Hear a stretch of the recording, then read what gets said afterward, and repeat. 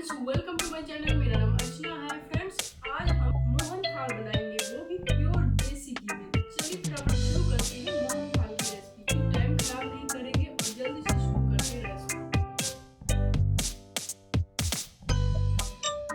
मोहन थाल बनाने के लिए मैंने आधा किलो मोटा बेसन ले लिया है और सबसे पहले हम इसे छान लेंगे। फ्रेंड्स, आप पैकेट वाले बेसन से भी मोहन थाल बना सकते हैं, दोनों ही बेसन से बना सकते हैं, बहुत ही अच्छा बनता है। तो मैंने मोटा बेसन लिया है और सबसे पहले हम इसे सीव करेंगे। सीव करने के बाद जितना बेसन है उसका 1/4 देसी घी इस्तेमाल करेंगे। लगभग यह 3 से 4 कप बेसन होगा। मैंने इसे कप से नापा नहीं है, बट मैंने 1 कप देसी घी ले लिया है और पैन गरम होने के लिए चढ़ा दिया है। जैसे ही पैन गरम हुआ है, इसमें मैंने पौना कप देसी घी डाल दिया है। घी भी हल्का गर्म हो चुका है, तो अब हम गैस ऑफ कर देंगे। गैस ऑफ करने के बाद सीव किया हुआ बेसन, यानी अभी जो मैंने सीव किया है बेसन को, उस सारे बेसन को इस घी में डाल देंगे। मैंने घी को बिल्कुल हल्का गर्म किया है, तो सारे बेसन इसमें डालकर अच्छी तरह से मिला देंगे और फिर से इस बेसन को हम एक प्लेट में निकाल लेंगे।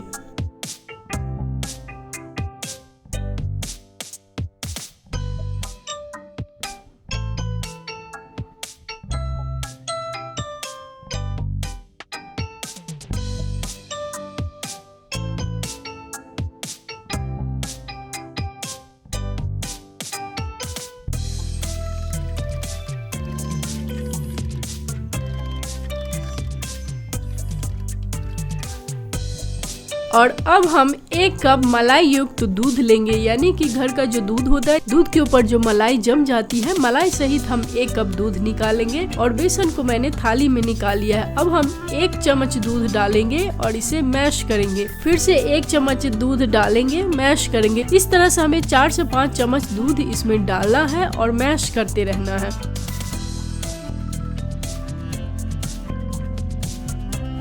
इसके बाद गाइस, आप चाहे तो इसे फिर से सीव कर सकते हैं, लेकिन मैं इसे सीव नहीं कर रही हूँ। फिर से मैं इसे भुनने के लिए चढ़ा रही हूँ। तो मैंने पौना कप देसी घी पहले दिया था और जो बचा हुआ घी है वो घी मैं इस कढ़ाई में डाल देती हूँ और यह जैसे हल्का होता है, फिर से मैं बेसन इसमें डालकर भुनना शुरू कर दिया है। बेसन को मैंने 2 पार्ट में कर दिया है, क्योंकि आधा किलो बेसन है, तो एक टाइम में भुनेंगे तो टाइम भी लगेगा और अच्छी तरह से भून नहीं पाएंगे। तो इसलिए मैंने इसे 2 पार्ट में कर दिया है और थोड़ा थोड़ा करके मैं इसे भून रही हूँ, भूनकर निकाल लूंगी। जब कलर इसका चेंज हो जाए, अच्छी खुशबू आने लगे, अच्छी अरोमा फैल जाए और देखने से लगे कि यह बेसन भुन चुका है, तब आपको इसे निकाल लेना है और बचे हुए को भी इसी तरह से भूनकर तैयार कर लेना है।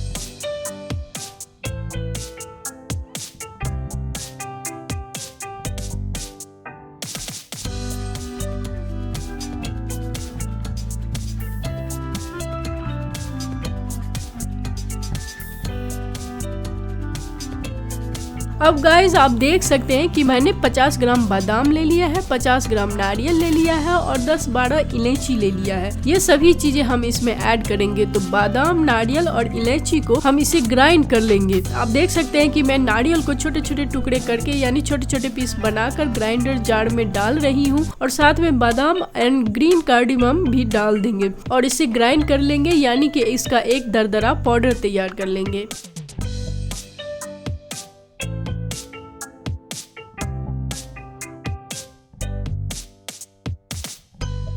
अब यहाँ आप देख सकते हैं कि मैंने बादाम और नारियल को ग्राइंड कर लिया है और अब मुझे नेक्स्ट प्रोसेसिंग में जाना है। नारियल और बादाम को ग्राइंड करने के बाद इस बीच मेरा सेकेंड राउंड का भी बेसन भुन चुका है। तो अब मैं दोनों राउंड का बेसन को एक में मिक्स कर रही हूँ और जो मैंने दूध, मलाई युक्त दूध लिया है, वो दूध भी इसमें थोड़ा थोड़ा डाल रही हूँ और इसे भून रही हूँ। ऐसा करने से दूध का जो नमी है वो सूख जाएगा और दूध मावा में कन्वर्ट हो जाएगा।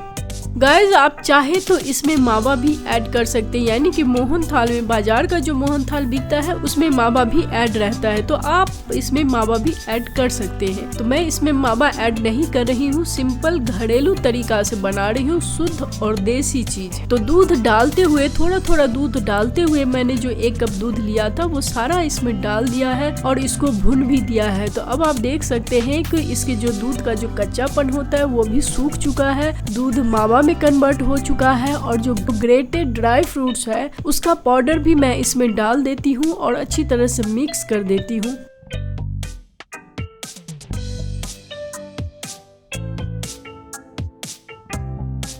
तो बेसन बढ़िया तरह से भूनकर तैयार हो चुका है। तो अब मैं इसे एक थाली में निकाल लेती हूँ, क्योंकि मुझे इसी बर्तन में चाशनी तैयार करना है तो मैं बेसन को खाली कर लेती हूँ।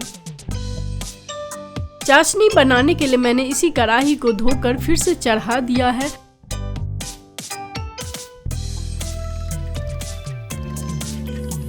चाशनी बनाने के लिए जैसे कि मेरा 3 कप बेसन है तो मैं 2 कप चीनी ले रही हूँ और 2 कप चीनी में 1 कप पानी डाल रही हूँ। इसके लिए हमें गाढ़ा चाशनी चाहिए तो इसलिए हम ज्यादा पानी नहीं ऐड करेंगे।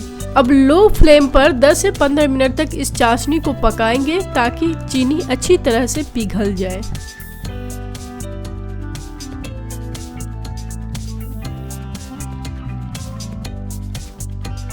चाशनी को बीच बीच में चलाते रहे, अच्छी तरह से पकाते रहे। बीच बीच में चलाने से फायदा होगा कि जल्दी चाशनी पिघल जाएगा, यानी कि चीनी जल्दी पिघल जाएगा और चाशनी जल्दी तैयार हो जाएगा।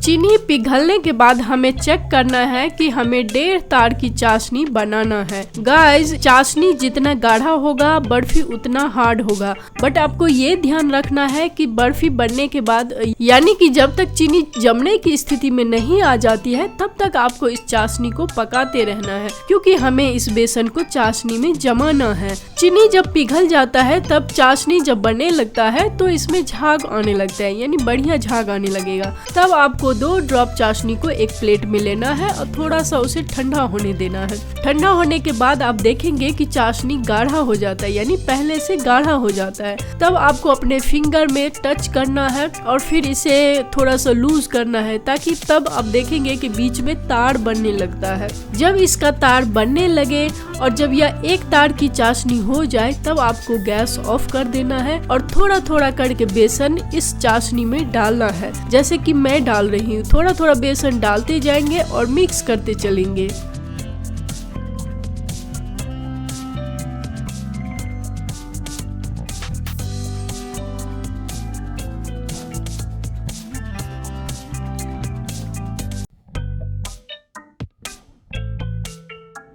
थोड़ा थोड़ा करते हुए मैंने सारा बेसन चाशनी में डाल दिया है और अब मुझे इसे धीमी आंच पर थोड़ी देर पकाना है, ताकि इसमें अच्छी खुशबू आ सके, अच्छा अरोमा आ सके और जो हमने मिल्क ऐड किया था वो भी सूख जाए, पक जाए और उसमें मावा जैसी खुशबू आने लगे।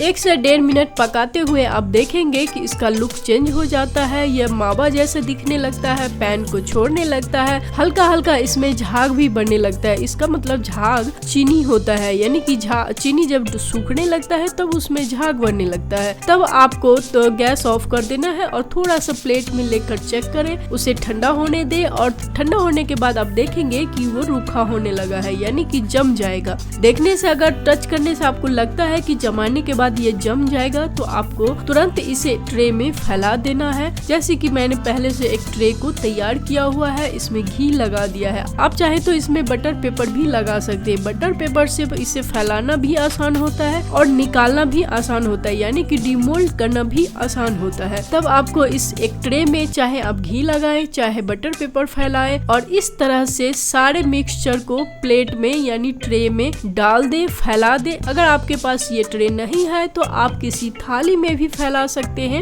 इसी तरह से आपको इसे फैला देना है और ऊपर से गार्निशिंग के लिए पिस्ता, बादाम, काजू कुछ भी आप गार्निश कर सकते हैं या फिर मगज से गार्निश कर सकते हैं। तो मैं इस वक्त इसमें कुछ नहीं फैला रही हूँ, ऊपर से केवल सिल्वर फॉयल लगा रही हूँ। तो मैंने एक पैकेट सिल्वर फॉयल खरीद लिया है और एक एक पीस उठाते हुए इसमें सेट कर रही हूँ। गाइस, अगर आप सिल्वर फॉयल का इस्तेमाल करते हैं तो बहुत ही सावधानी पूर्वक इसका इस्तेमाल करें, क्योंकि इसे सेट करना थोड़ा सा डिफिकल्ट होता है और अगर आपने थोड़ी सी लापरवाही की तो आपका इतना महंगा सिल्वर फॉयल बर्बाद हो जाएगा। तो एक एक पीस आराम से निकालें और इसके ऊपर लगाते जाए, जैसे कि मैं लगा रही हूँ।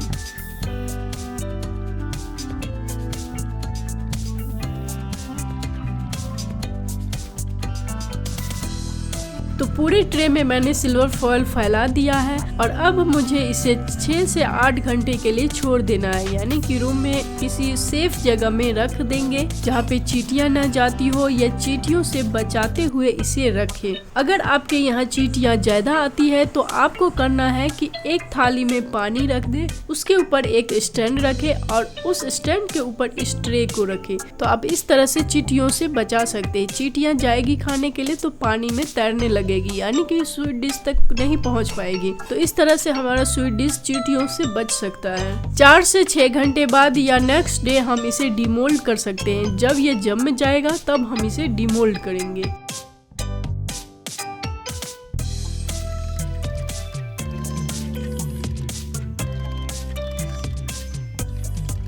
तो एक दिन हो चुका है, मैं नेक्स्ट डे इसे डिमोल्ड करने के लिए ले आई हूँ और मैं देख रही हूँ कि यह अच्छी तरह से सेट हो चुका है, यानी हमें जैसा टेक्सचर चाहिए वैसा ही तैयार हुआ है, बिल्कुल बाजार जैसे परफेक्ट। तो अब हम इसे मन चाहे शेप देते हुए इसे कट कर लेंगे और इसके एक एक पीस सावधानी पूर्वक निकालेंगे। तो गाइस, जब आप इसे डिमोल्ड करते हैं या बीच से सेंटर से निकालते हैं या कहीं से भी निकालते हैं तो निकालने वाला सांचा बढ़िया होना चाहिए। मेरा सांचा पूरा प्रोफेशनल नहीं है तो मैं देख रही हूँ थोड़ा सा कठिनाई हो रही है। तो आप ऐसे सांचे का इस्तेमाल करें, यानी नाइफ का इस्तेमाल करें जो बर्फी के बराबर, जिसकी चौड़ाई बर्फी के बराबर हो और वो आसानी से इसे निकाल सके।